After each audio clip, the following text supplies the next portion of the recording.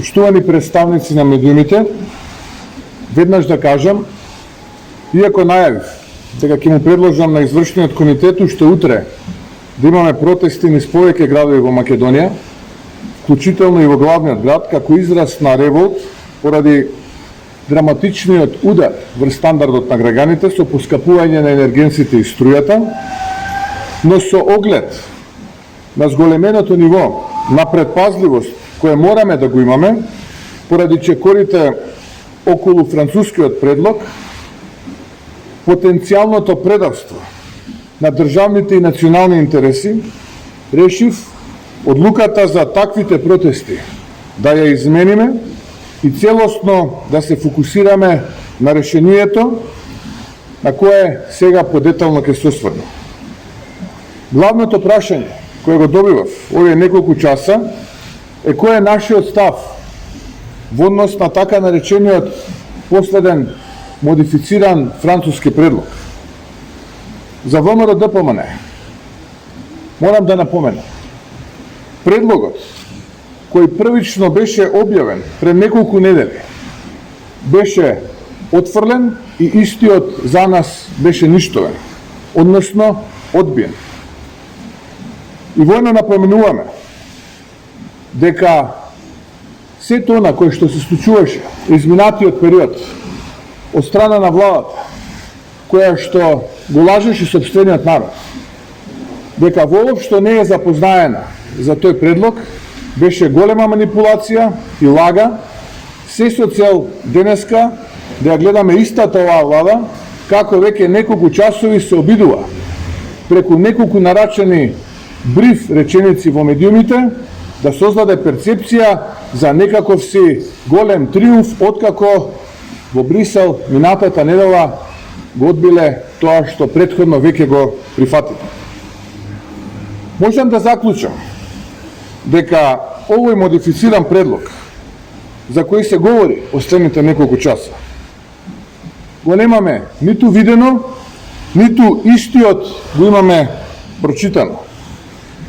Но можеме да кажеме и да споделиме со јавноста дека врз основа на информациите со кои што ние располагаме, тоа е ништо друго, освен два модифицирани збора, различни од предлогот кој што циркулираше изминатиот период во јавноста и беше представен како последен француски предлог.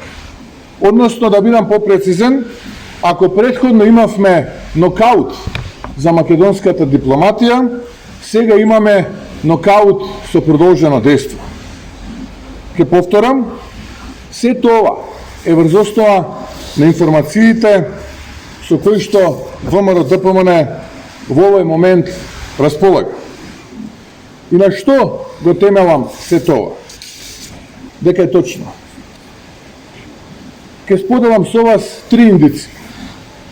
Првата индиција е таа што овој модифициран така наречен француски предлог веднаш беше прифатен од Петков и од Радев. Замислете, во државата нема функционална влада, во државата речиси има распуштен парламент и изгласани црвени линии кои што се асимилаторски за македонскиот идентитет, моменталниот мандатар и актуелниот претседател на владата, истиот овој модифициран француски предлог представува за нив одлично решение и веднаш го прифаќа. Ако е тоа така, што е тогаш различно за нашиот државен врв, за истиот тој предлог веднаш да го одбие со едно големо некако што тоа го направи во Брисел? Вториот фактор, се чудам, од каде знае Еди Рама, премиерот на Албанија, дека овој предлог е прифатлив за Македонија, македонскиот народ, за чиј што ќе напоменам идентитет се зборува, за кој што преговара Бујар Османи, министерот за надворешни работи, а македонскиот народ, граѓаните, најголемата партија во државата, ВМРО-ДПМН, со најголема пратеничка група, со најголем број градоначалници и најголем број советници во Македонија не е запознат. Од каде Еди Рама ја има таа информација, а ние таа информација заедно со речиси сите граѓани во Македонија ја немаме.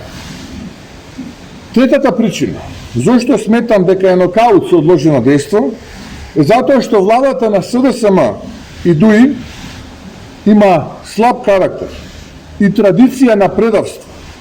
И затоа предлогот го крие. Наместо најпрво да ја запознае јавноста и опозицијата, па дури потоа да се произнесе за сите аспекти од истиот овој договор. Сакам да подсетам дека ова сценарио кој што денеска ни се случува, за истото предупредив пред неколку дена и ја предупредив македонската јавност дека тим од Министерството за надворешни работи веќе преговара во Софија, а денеска добивме потврда од министерот за надворешни работи дека тој практично го раководел тој тим кој што преговарал за македонскиот идентитет, македонскиот јазик, македонската култура, македонската традиција, македонските обичаи и за македонеците.